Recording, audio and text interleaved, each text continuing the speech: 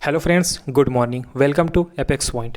दोस्तों, आज हम 22 मई के सभी इंपॉर्टेंट करंट अफेयर्स करेंगे और लास्ट में कल के करंट अफेयर्स का एक क्विक रिवीजन भी करेंगे। तो चलिए शुरू करते हैं।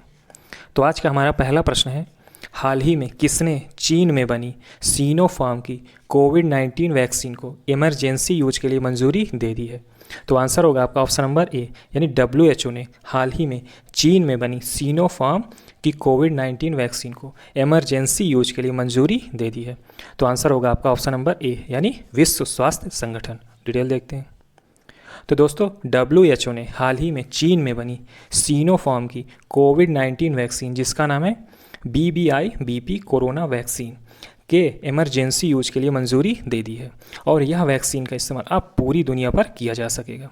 दोस्तों, इस वैक्सीन को Beijing bio institute of biological products company limited ने विकसित किया है। किसने?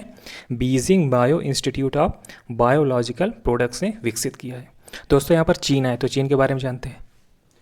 तो चीन की संसद का नाम है नेशनल पीपुल्स कांग्रेस। क्या नाम है? National People's Congress. और यहाँ पर WHO भी है, तो इसके बारे में जानते हैं। तो WHO का हेडक्वार्टर आपको स्विट्जरलैंड के जिनेवा शहर में मिलेगा। कहाँ? जिनेवा में। और स्विट्जरलैंड की राजधानी बर्न है। चलिए दोस्तों, अगला प्रश्न करते हैं। अगला प्रश्न है, हाल ही में किस संगठन ने migration and development brief report जारी किया है? इंपॉर्टेंट क्वेश्चन है। तो इसका आंसर होगा आपका ऑप्शन नंबर ए, यानी वर्ल्ड बैंक ने हाल ही में migration and development brief report जारी की है। तो ऑप्शन नंबर आपका ए सही होगा, विश्व बैंक। डिटेल देखते हैं। तो दोस्तों, इस रिपोर्ट के अनुसार 2021 की तुलना में 2022 में निम्न और मध्यम आय वाले देशों में प्रेषण कितना था? 1.9% से कम रहा और 2020 में यह 540 बिलियन अमेरिकी डॉलर था, जबकि 2019 में यह कितना था? 548 बिलियन अमेरिकी डॉलर था। तो दोस्तों, यह है डिटेल। दोस्तों, यहाँ पर वर्ल्ड बैंक है, तो इसके बारे में जानते हैं। तो वर्ल्ड बैंक का हेडक्वार्टर आपको वाशिंगटन में मिलेगा। कहाँ? वाशिंगटन में। और वर्ल्ड बैंक की स्थापना हुई थी 22 जुलाई सन 1944 में। कब हुई थी? 22 जुलाई सन 1944 में। चलिए अगला प्रश्न करते हैं।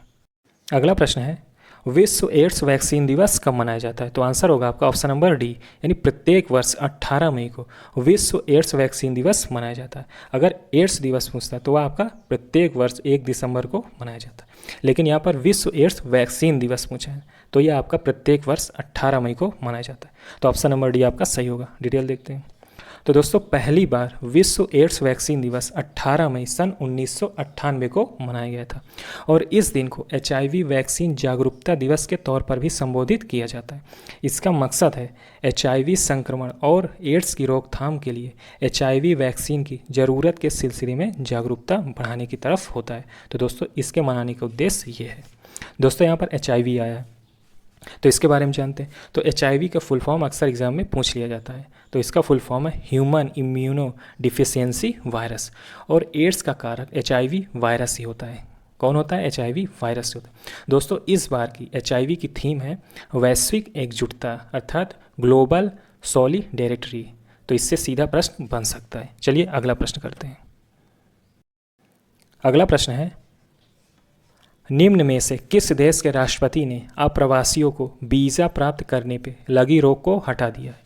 तो आंसर होगा आपका ऑप्शन नंबर सी, यानी अमेरिका के राष्ट्रपति ने हाल ही में अप्रवासियों को वीज़ा प्राप्त करने पर लगी रोक को हटा दिया है। तो ऑप्शन नंबर सी आपका सही होगा, अमेरिका।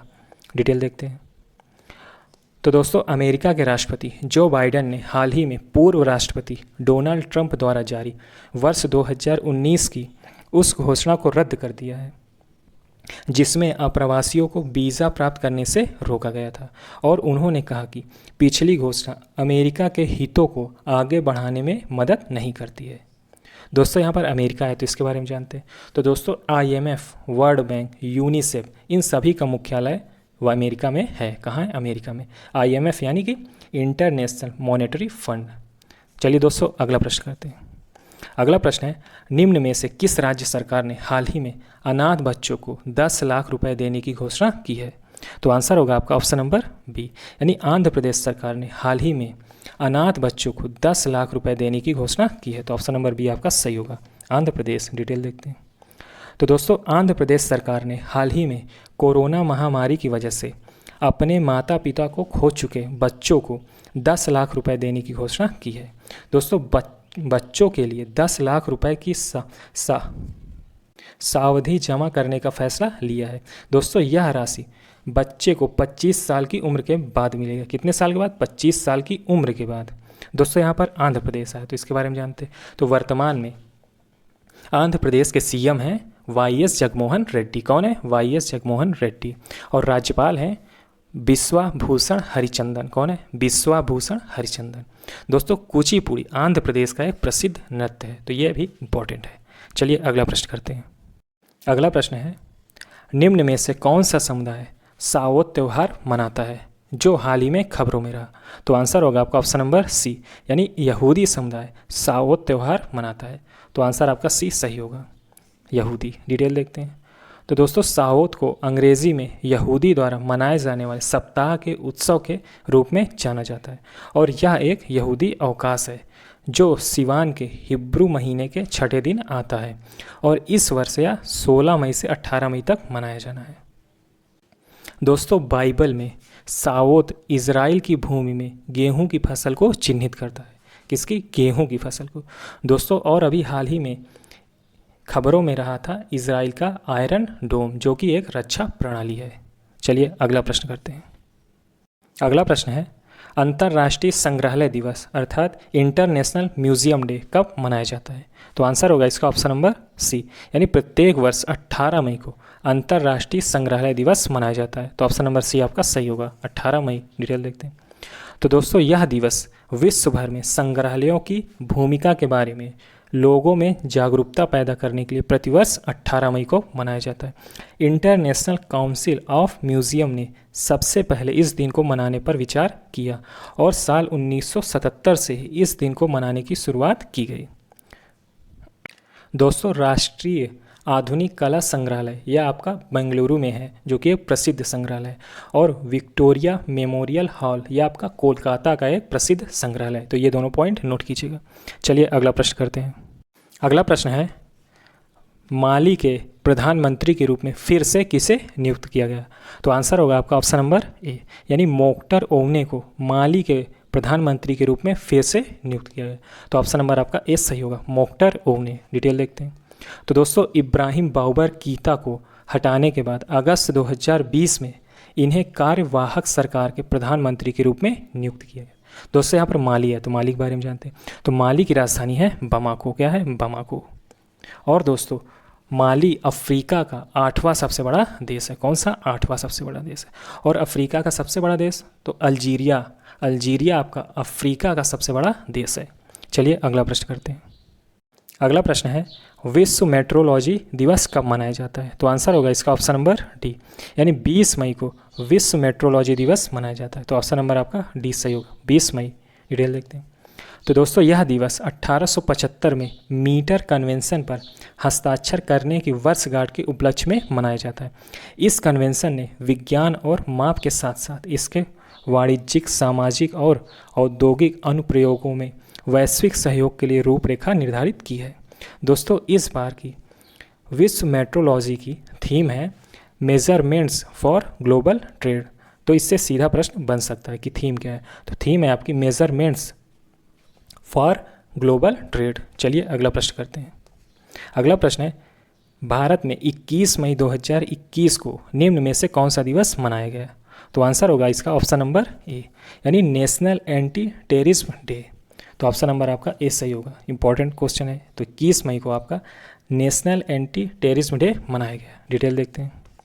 तो दोस्तों राष्ट्रीय आतंकवाद विरोधी दिवस की आधिकारिक घोषणा 21 मई 1991 को भारत के 7वें प्रधानमंत्री राजीव गांधी की हत्या के बाद की गई थी। कब की गई थी?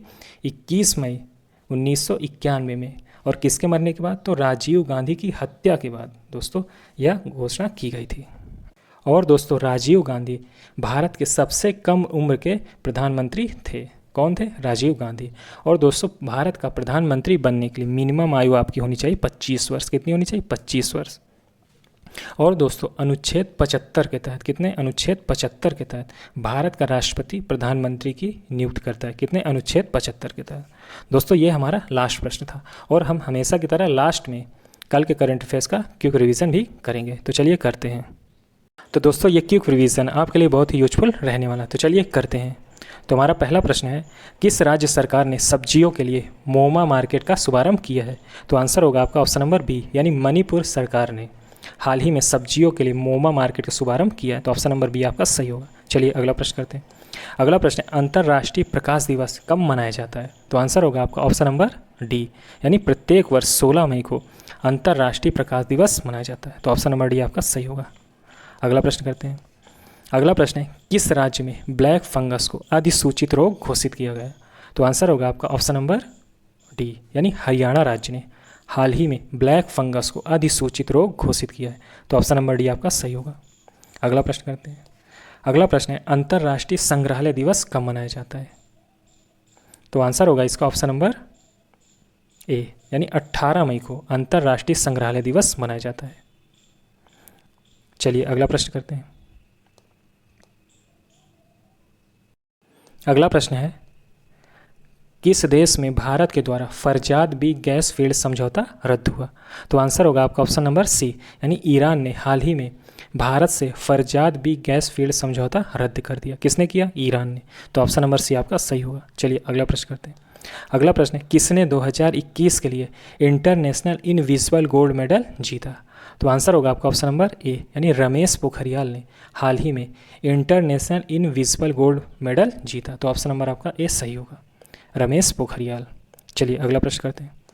अगला प्रश्न है, कौन सा खिलाड़ी मरणोपरांत बास्केटबॉल हॉल ऑफ फेम में शामिल हुआ?